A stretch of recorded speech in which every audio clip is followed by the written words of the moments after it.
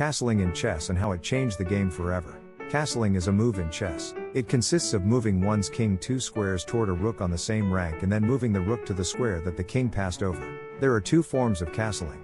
Castling kingside consists of placing the king on the king's knight square and the rook on the king's bishop square.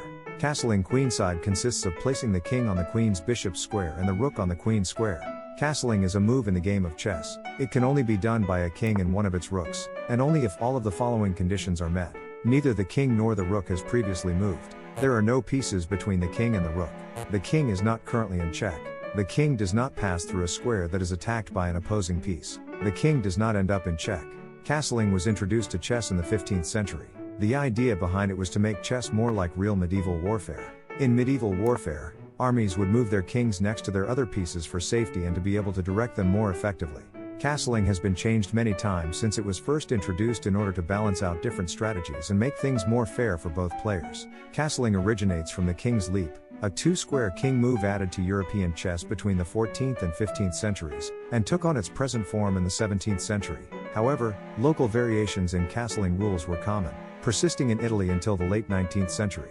Castling does not exist in Asian games of the chess family, such as shogi, xiangqi, and zhanggi, but it commonly appears in variants of Western chess. There were 2 forms of the King's Leap. The king would move once like a knight, or the king would move 2 squares on its first move. The knight move might be used early in the game to get the king to safety or later in the game to escape a threat. This second form was played in Europe as early as the 13th century.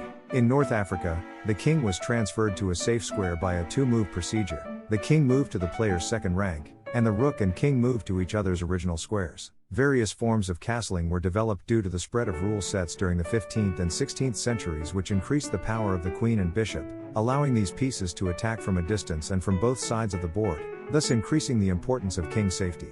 Later, in Germany and Italy, the rule was changed such that the king move was accompanied by a pawn move. In the Göttingen manuscript and a game published by Luis Ramirez de Lucena in 1498, castling consisted of moving the rook and then moving the king on separate moves. The current version of castling was established in France in 1620 and in England in 1640.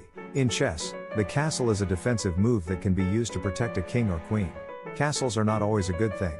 If you have lost control of your game, it's time to build a castle and wait for your opponent to make mistakes. The importance of castles in chess is that they can be used to defend the king.